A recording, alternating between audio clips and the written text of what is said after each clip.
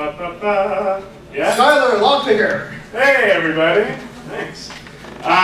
So as to make use of all of the time that I have available to me, I'm going to go ahead, but occasionally you might see this stupid thing pop up on the screen, and I apologize about that. So this is Unlucky in Locks. The whole idea of this presentation is that I want to put forward a bunch of interesting locks that you've probably never heard of, and at the end I'll talk about an interesting project that I'm working on. The idea all the way around is that these are manufacturers or concepts or whatever else that for the most part no longer exist anymore. Thank you. Awesome.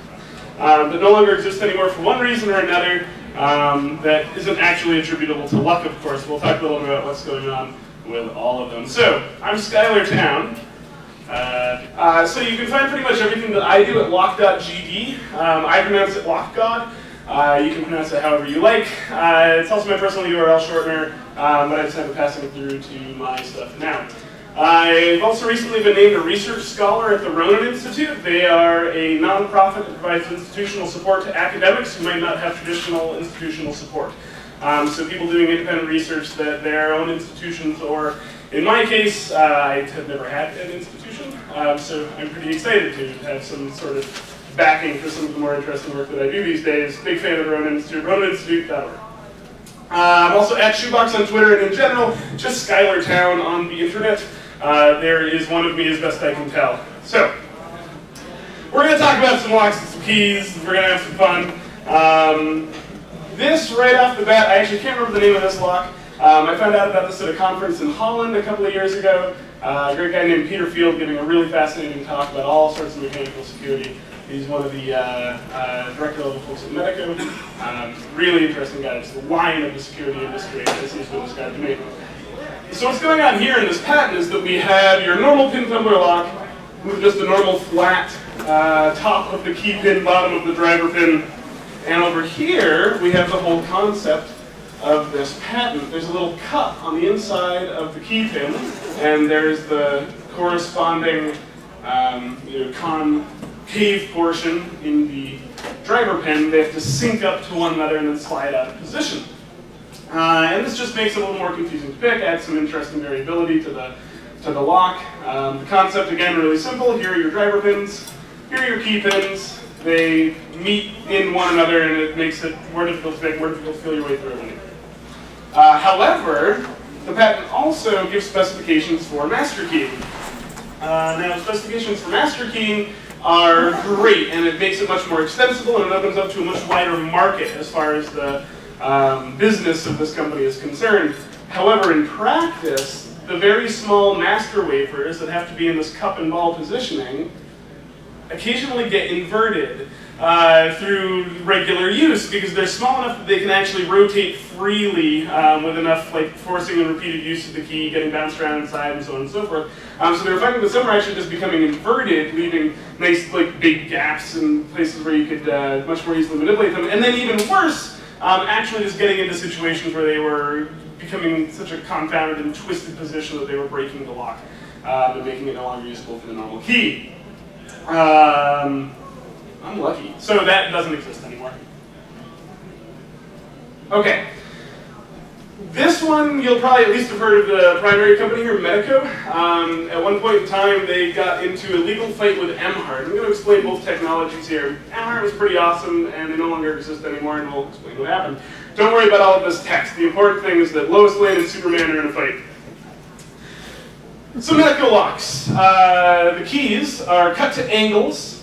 The pins have chiseled tips, so that as you insert the key into the lock, the tip of the key pin will actually orient itself to the different angles as we go along. They have large gashes cut out at the side of them that a sidebar can drop into, and we'll put this all together into one image provided to me by a guy who goes by the handle JK the CJer, John King, who's done some really awesome work attacking Medico. So here are the angled cuts of our key, here's our chisel-tipped pin, and we can also see the channel cut into the side of the pin. This is very important because the teeth of the sidebar are actually going to marry directly into that. Here we see them oriented in different directions. With the proper key inserted into the lock, they're all oriented in exactly the same way. So to pick this, you have to both lift and rotate the pins. It adds another dimension of the security and makes it much more difficult to open. Emhart also has angles cut into the keys, but rather than a channel cut down the side of the key pin, their pins interlock with one another. It's actually a dovetail joint between the key pin and the driver pin. Now, this is particularly cool for a couple of reasons we'll get into, but just mechanically, it's a really beautiful idea. This is with the incorrect key inserted into the lock. Some of them are rotated out of position so they couldn't separate from each other even if they were at the right position on the shear line. This one is at the right position on the shear line and rotated correctly. This one is rotated correctly but at the wrong position, so it also couldn't separate. With the correct key inserted, they are all aligned in the right direction and they can travel in a channel cut into the plug of the lock where it can rotate freely. So, Medeco, the security elements are differentiated. What I mean by that is that the sidebar mechanism is its own physical idea. It's in its own physical space, and then you have the shear line that you also have to deal with setting the pins to the correct heights. So because they're differentiated, because they're not actually part of the same movement, we can break that down and attack only one of those elements at a time. Now the reason that you can pick a lock whatsoever is because of a ton of small differences in the various components of that lock. So one pin will bind before another pin because it's slightly ovoid, or its pin chamber isn't perfectly deburred, or whatever the case may be. That's why you can pick a lock, because we can deal with one pin at a time because of all of these mechanical imperfections. Take that a step further, and we have a differentiated series of security elements inside of a lock. When we apply tension to the cylinder, we will either bind the sidebar first, or we will bind the shear line first. And what this means is that we can lift everything to the proper height and get the shear line completely settled, and then we'll actually get a rotation out of the plug, lock that sidebar into the sides of the pins, and then deal with rotating the pins. So we can take it one thing at a time, really break down our attack, and we'll deal with one element at a time. However, in the Emhart, these are actually two integrated security elements. Because of that dovetail joint, you have to both lift and rotate the pin to the right position in order to have it open, in order to have it turn whatsoever. You have to do both at once. You have to do both at once. You have to lift and rotate. This makes it dramatically more secure than the basic Medeco. Now, these days, and for quite a while now, Medeco has had what's called a driverless cam lock. And in the driverless cam lock, there are no driver pins whatsoever. It's the driverless. It has only key pins, and rather than having a solid channel in those key pins, there are holes drilled at different heights.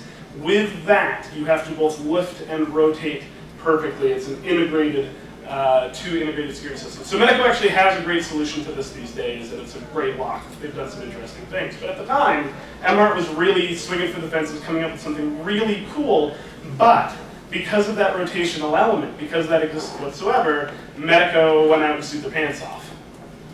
So, even at the time, there's a good book on, there's a good book just describing all of the means for securing physical properties, and it describes Medeco and Emhart as part of the same class, but then goes into another few sentences of depth on what I've described here, saying how difficult it is to even perform the basic operations of manipulation on the Emhart versus the Medeco. So, Medeco sued, they get royalties, and eventually Emhart had to roll up their manufacturing altogether. Every lock that Emhart produced for a long period of time, they were feeding royalties back out to Medeco for, and eventually Corbin just rolled up the Emhart security line altogether, so these just don't exist anymore whatsoever. If you find them, get your hands on them. It's one of the coolest high security American locks that no longer exists whatsoever.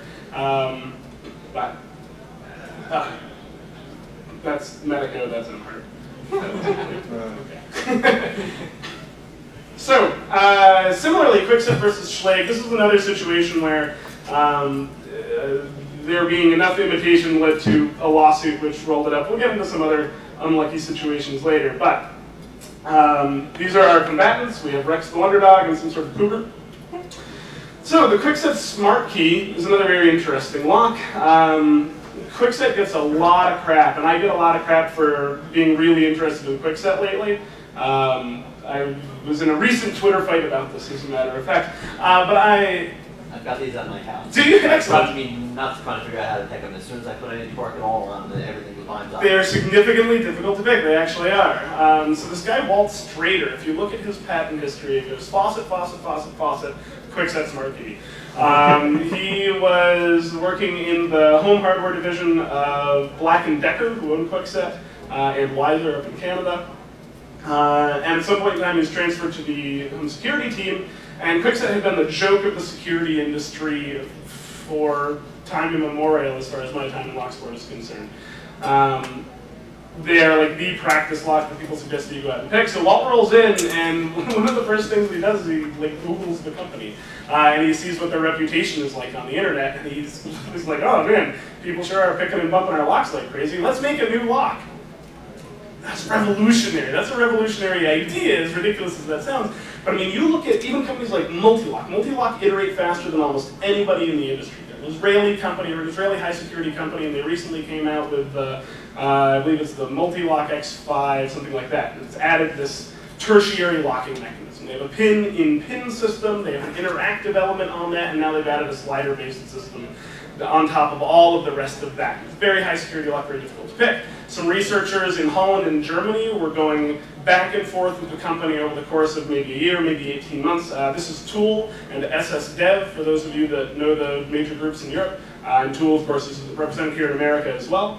And they were iterating so rapidly. They went through 3 major revisions to the product, going back and forth with these security researchers. Even they, despite iterating so rapidly, have never thrown out their core locking concept and started something from scratch, which is what Kwikset and Wall Street were doing here. Now they have a lot of inspiration. This goes back to the Rielda, the U change, the Rielda in particular. That's R-I-E-L-D-A, which was from the 70s, I guess. Never got much traction. Honestly, Rielda and U change are probably the really unlucky ones in this scenario. You'll still see some U change installed, especially at some of the major malls across America. But Kwikset rolled in, did this in a really elegant way, basing it on a lot of prior work. And have done a lot of good things with it, except that they made it out of terrible metal. We'll talk about that in a second. Okay, here's how it works. After all that yapping. The very cool thing about the Kwikset Smart Key is that each of the elements inside, the sidebar wafers and the pins, are all exactly the same as one another. So usually differentiation in the lock comes down to differences in the heights of key pins. The length of your key pin corresponds directly to the cuts in your key. The deeper the cut in your key, the longer your key pin. In this case, the differentiation comes down to where in the sidebar wafer your key pin is interlocked. So every key pin is exactly the same. Every sidebar wafer is exactly the same. It's just that this series of serrations will determine, wherever your pin interacts with on the series of serrations, will determine the height of the cut in your key. And that is the differentiation, which also allows for rekeying and on and on and on. Cool stuff. This then is the sidebar. So this is now a sidebar-based lock. Generally, if you have a sidebar-based lock, it's already a step up from your casual pin tumbler lock. And these along here, this, are where these sidebar legs will fit into. So this is on the interior of this carriage that is attached to the lock. These are the serrations that your pin will swap into. This is just the other side of that same carriage with the sidebar set into its position. Now this sidebar will sit between the carriage and the plug of the lock and the housing of the lock, and that's the reason that you can't rotate this, because that is sticking out, and that's to be able to press in to the plug of the lock into those gates that we were just looking at before the whole system can rotate. And now we have the pins. Again, these are all the same total height, but as they're positioned by the key, these tabs are at different positions. Those tabs then marry directly into the sidebar wafers, and that defines what sort of key will work in this. So all of this together is sort of in this carriage, which can be pushed offline. So when you turn the key 90 degrees, you can insert a small tool, push this entire mechanism back. It'll be held in place by a detente.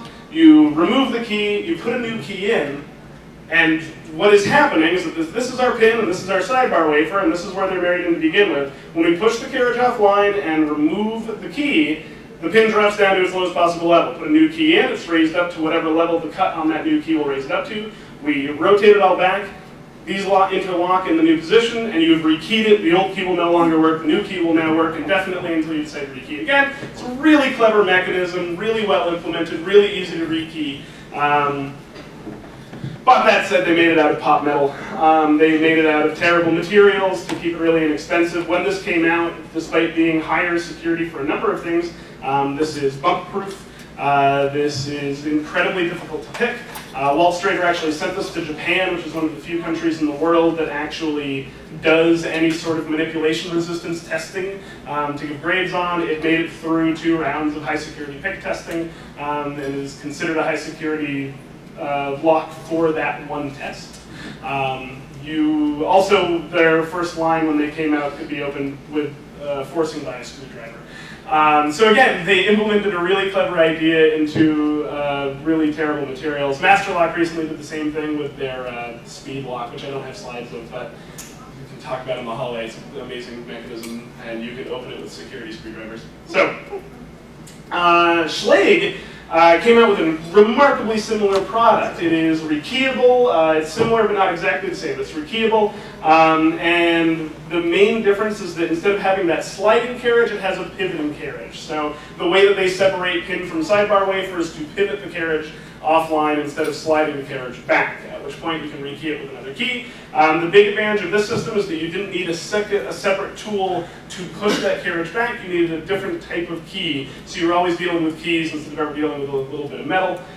Interestingly, though these conceptually should be bump-proof, they were made so poorly that you could bump them. You could bump them into the change position and then rekey somebody's lock at will. A guy named Farmer Freak demonstrated this on YouTube, bumping locks very rapidly, and the reason is because while Kwikset on their sidebar wafers provided a series of serrations to make them more difficult to pick, and that also confound the bumping prods. Again, this isn't traditional bumping, this is just that these are smooth on one side, and the sidebar is rounded, so if you just keep whacking the key until the sidebar gets close enough to the sidebar wafer, and those sidebar wafers can move freely because they're not serrated, eventually the sidebar will drop into place and it'll open freely. The sidebar locks in general probably shouldn't really be all that bumpable, but Farmer Freak bumped the hell out of these. Farmer Freak also built my favorite attack of 2010 against the Kwikset Smart Key, where he was actually able with a scope, with a powerful light and a scope, he built, I don't know why I don't have a slide of this. Okay, it's really simple. He took a blank for a Kwikset, he milled out the inside of it, and then at a 45-degree angle, just before the tip of the key, which was still solid, at a 45-degree angle, he polished a mirror into the brass. He then mounted a light right here, and as he put it into the lock, raising everything up to its highest position, he could see where the pin was interacting with the sidebar wafer. He could see where that connection was, and actually just named the cuts of the key as he inserted it and visually decoded it. It was stellar. A guy by the handle of Valinex built a similar system by physically decoding it with a small metal flag that would count the number of serrations in that sidebar wafer before you got to a pin. I think that it lends credence to the like interesting and security level of lock. You have to come up with crazy attacks against it. So it's totally defeated, but it's still a really cool lock. And if your mom is looking for a new lock, I suggest that you make her get the Kwikset Smart Key. Hell, if you have a residential property and you don't want to put bars on the windows anyway, the defeats against this are primarily force, and they can break the window and unlock it from the inside just as easily as they can crank it around and rip it out of your lock. So it's a cool lock for its market. Anyway, Kwikset sues. They accused Schlage of infringing on 2 parts of their specific patent, and they accused them of false advertising. The false advertising is actually the part that I find most interesting. Schlage explicitly claimed that their lock was 10 times more secure than any of their competitors. And being that it was not only based on the Kwikset idea, which of course in turn was based on Rielda back in the day, but can also be bumped and have literally ignored portions of the security that Kwikset paid attention to. It's clearly a fairly fraudulent claim. Schlage put out a press release standing behind its product and statements ready to vigorously defend its rights, etc., etc. And of course, it was off the market by December of 2011 by court order. Pulled from the shelves, completely pulled off. And in this case, Kwikset is the wonder duck. They won. So, we're going to talk about Norman Epstein. Norman Epstein is Norman Epstein was a genuine mechanical genius. His lock designs are a revelation. And this is a very different sort of lock. Norman was never sued out of business whatsoever. His lock designs are absolutely incredible. They were heralded as high security at their time, and yet you will find none of them in production. You will find none of them anywhere right now. All right, so this is the one that went into full production, that was actually installed places and was sold at trade shows and so on and so forth. It's a really cool lock, and we'll get into the interior in a minute. But I want to show you just a few of the patents of Norman Epstein's that I found while patent diving. This is for a really clever, and this is defeatable, but it's a really clever idea that'll kind of clue you into what he's going to be doing in the rest of his career. So this is a sesame lock, and sesame locks are the ones with, you all know, great. This little push button though is going to be important in a minute. You'll see why. So if we look inside of this, so this is a side view now, and these are the guys rotating.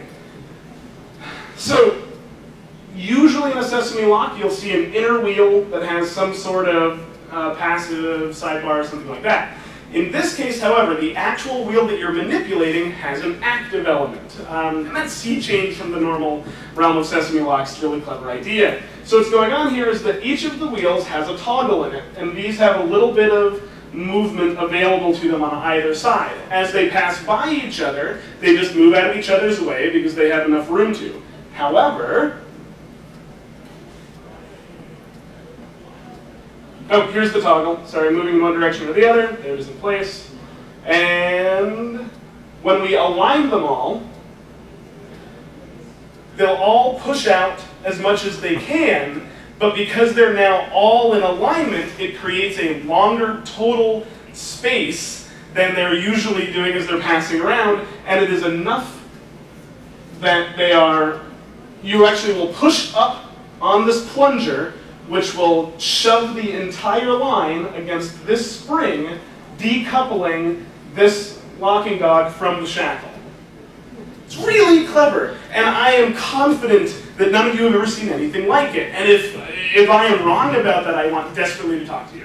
Because this is one of the cooler things that I ever see, and it got me obsessed with Norman Epstein.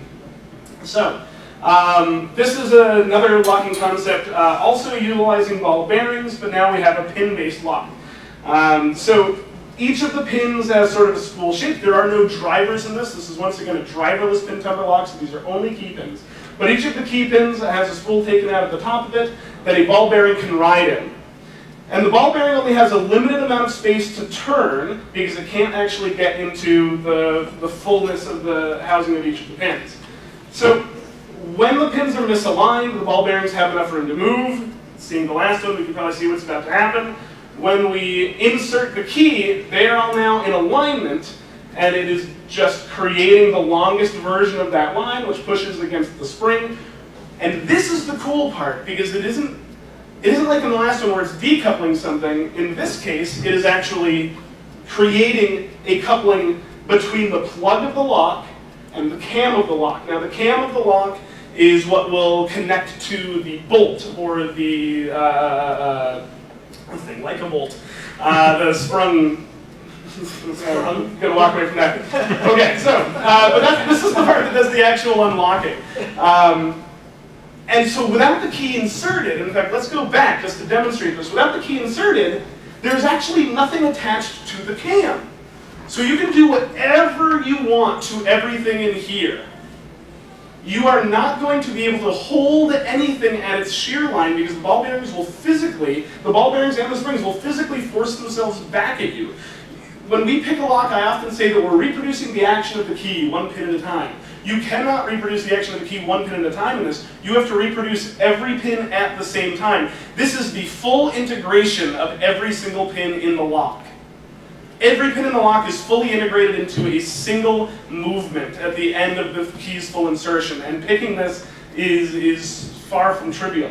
I do not know of this actually being produced, actually being brought to market. I don't know of a physical version of this. There might be out there. So, this piece here is what will actually interlock once the key is inserted and all of the ball bearings are at the right level, and now the whole system can turn and the cam will actually be rotated and will pull that bolt. So, now we get on to the actual lock that came into production. This, I believe, is from Popular Mechanics, an article about the Norman lock. So it has this very cool curved key with some interestingly cut angles in it. It goes into the side there. And we've already seen Norman approach combination-based locks. We've seen him approach pin-based locks. We've seen him decouple a locking dog from a shackle. We've seen him couple, we've seen him work with what I call cam separation, which is a really cool concept, and a lot of people do it really terribly right now, especially in electronic locks. If you ever come up to a door and you can turn the handle without anything happening, then you input your code, how you authenticate, however you do, and then the handle engages. That's cam separation. The handle, until you authenticate, is separated from the cam of the lock. You can often bypass those with a strong magnet or a soft mallet and just bridge the gap to the cam directly, avoiding the authentication altogether and open up the lock. Cam separation, we see it all the time. It's been a problem for a long time, and very few people implement it correctly. End of that particular rant. More about Norman Epstein. So, what's going on here is really cool. Now he's actually approaching disk detainer locks, so a third completely different locking concept that he is now applying, and it's the same, he's working with the same idea across a number of already known mechanical locking ideas. So in this case, the ball bearings are now being carried in these discs, as you can see right here. Now each of these, where they are positioned in each of the discs will be different, and we'll see the variation in this cutout in each of the discs. Each of the discs has a spacer between it, and then we have the ball bearings acting as what a normal disc detainer would have as a sidebar. If you haven't seen a lot of disc detainer locks, I have a lot of information about them. You can track them down and compare it after the fact. Let it be known to you by me that this is very clever and not something that you've seen in other disc detainer locks. So, same idea, we've seen it before. As these come around into alignment, as the key rotates them all so that all the ball bearings line up, it pushes into here, and this bridges a gap into the cam of this lock, which would otherwise spin freely, and now the cam can turn, and so he's incorporated all of those ideas into what is now. You'll also notice that except for this one spring in the very back of the lock, there are no other springs. Most disc detainer locks have no springs. They're often used in the railroad industry in America. That's one of the places that you'll see them because they survive just about anything being shoved into them. Because there are no springs, they just are brutal turning bastards that will do anything that your key tells it to do and muscle their way through a lock. So, at the time it was being compared to the Fichet, which is this amazing French lock, which had its own problem. You can sort of see here that this is in the shape of an I-beam.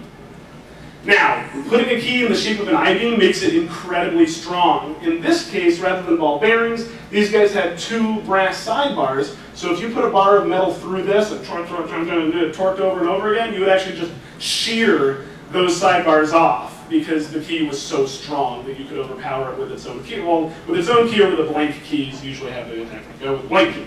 You wouldn't do it with its own key because then It's heavy. unlock it. Yeah. So it was being compared favorably against one of the highest security and foreign locks in the world by people like Popular Mechanics and other people. Unfortunately, the Pragmatic Lock Company, which is Norman's lock company that was producing the locks, he always produced these independently with his own lock company. They rolled up, they went out of business. They didn't contract with any of the major manufacturers, and I don't know the exact causes, but the fact that while he was producing amazing locks, the globalization of the mechanical security industry was going ahead full force, and that he continued to produce independently rather than throwing his lot in with Assa Abloy or Kavamas. Yes? Do you know if his IP belongs to his estate or if it's been bought off by him? Very good question. I have no idea. That's a really good question. I would love to know the answer to that. So sadly, he's dead. And he is very well remembered by the people in the community that knew him. I absolutely never did. But on like real locksmithing forums at antiquelocks.com, which are just a bunch of awesome old codgers that know a lot about locks, more than I will ever know, and I'm gleaning as much information from them as I can as possible. I mean, there are stories of him bringing a fishbowl full of sand, and that would be his display at one of the major locksmithing conventions. And when somebody would come up to talk to him, he would pull his lock out of this thing of sand, shake the sand out of it, put the key in, and it would work perfectly every time. Just to demonstrate how hardy it was, how strong it was. So we lost a real mechanical genius, and right now his IP is lingering. Yeah. What's his last name? Epstein, Norman Epstein. When did he pass away? Few years ago now, probably sometime between 7 and 12 years. I don't have an obituary for him. I would love to. I'm obsessed with him, but I've been obsessed with his mechanical designs, and I'm only now starting to dig into his life because I'd like to know more about him as a person. All right, so Henry Robinson Towne, who is vaguely related to me, had this great line. I know, putting all this text on the screen. Thank you very much. But I'm going to read it, and it's going to be really exciting. Few self-respecting professional inventors have felt their mission to be fulfilled until they have invented a lock of some kind. Apparently, there is a fascination in the subject which they cannot resist, however complete their ignorance of the past achievements and present developments of the art. And so each incontinently proceeds to invent things which, while new to his untutored mind, are usually already well known, occasionally in successful use, but more frequently long since consigned to the limbo of useless and discarded schemes. This was how he began on his treatise for how to make locks. And he's right, everybody was inventing locks in the 1800s. For some reason, everybody's just obsessed with this. So this is a guy that went by the name Dillingham, John Dillingham. He was from Maine. He made some press briefly when he figured out how to grow mulberry trees in the high arid climes of the hills of Maine, because Maine had a bounty for silkworms, because we were trying to reduce our dependence on foreign silk, which was the big problem, well before reducing our dependence on foreign oil. And so there was a bounty on silkworms. This guy he and a couple of partners figured out how to grow mulberry trees in the high arid climes of Maine, but he also invented a lock. This is the key. It is in 3 parts. What he says about this is that even with the key, one might find himself baffled to operate, even with the use of this, its proper key, because his lock was literally so confusing that his goal was bafflement even if you had the key for it. So what's going on is that, 2 of these keyholes are actually false. It'll do nothing if you put anything into them. I don't remember the order, but how this goes is that when you lock the lock at the end of your night with the master key, with one end of that key, you insert it, you turn 180 degrees, at which point you can insert it deeper, turn another 180 degrees, at which point covers will go over all of the keyholes. So you then need to reverse that process just to remove the keyholes. Then there are 2 differentiated bolt mechanisms manipulated by different portions of the key. And this goes on and on and on. I have a long write-up on it that I can disseminate at some point in time. But it is one of the most amazingly elaborate locks that I've ever seen a patent for. That just goes on endlessly and then just completely fails to explain the unnumbered, unused. You just have to infer that those are completely useless. You can honeypot them. Yes, you can. Anyway, so all this is to say is that everybody, even this guy that was desperately trying to get those silkworms growing, silkworms only eat mulberry leaves. That's the situation there. That's as much as I know about silk. If it doesn't relate to locks, I probably don't know anything about it. Okay. So why? Why was everybody doing this? And there are just endless stories, but I don't have a whole lot of time to talk about more and more of these just hundreds of lock patents that probably never made it into actual production ever. And it's interesting because there was this incredible culture of invention during this period of time. And locks were this one thing where you weren't just competing against nature, like in figuring out how to get mulberry trees to grow in a place where they're not supposed to grow. Or there was a huge rush and land rush to create a machine that could head and cut, that could cut and flatten a head onto a nail in a single motion. And when that was solved, people made the equivalent of millions of dollars. They made their fortunes cutting and heading nails because there was a set problem to solve. But in the case of locks, you're not competing against a machine, you're not competing against nature, you're competing against every other clever human being in the world. And while you can create the perfect machine to cut and head a nail, and maybe someday somebody will be able to innovate a little beyond that to make the process easier, cheaper, whatever, in the case of a lock, you are fighting the endless and unattainable battle for perfect security. So the reason that Towne is so furious in his tirade before he gives his treatise on how to make locks is because he and the other people in his industry that are really good at this are in the midst of a lifelong, if not multi-generational struggle to achieve this unattainable goal. And Towne, in particular, is one of the last people in the world that was out there saying, listen, you can pick my lock.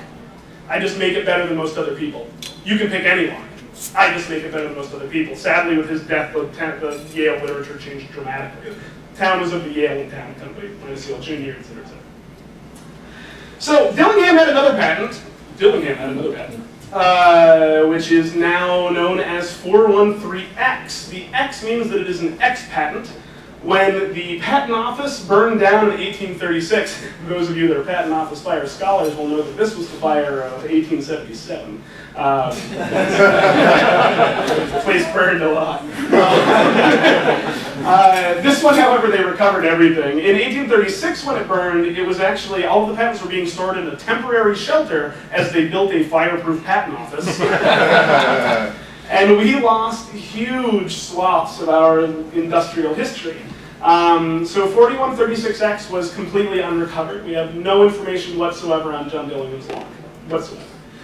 Maybe it was the one that he would later submit in the 1860s as the lock that we were just looking at. Maybe that was just a reissue of the same, but we don't know what that is. I presently am engaged in a project to restore as much of those unlucky inventors' patents to the patent record.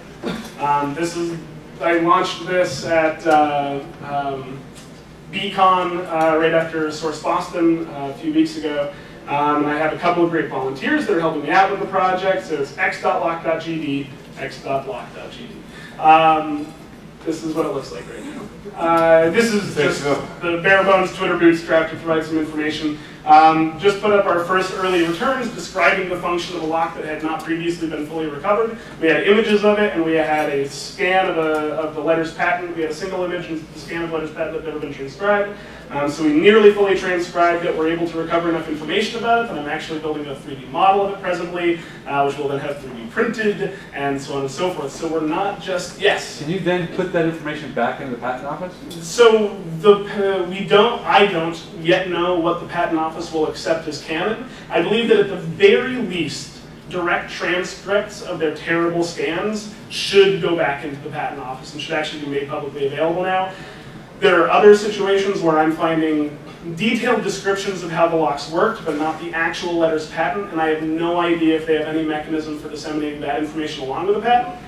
So we'll restore whatever we can to the patent office, but I'm also going to build this out as a project, not just as the call to action that it is now, but also a way to explore not just the mechanical nature of the locks that were lost to this fire, but also the lives of the people involved, the family histories, everything, and make it explorable.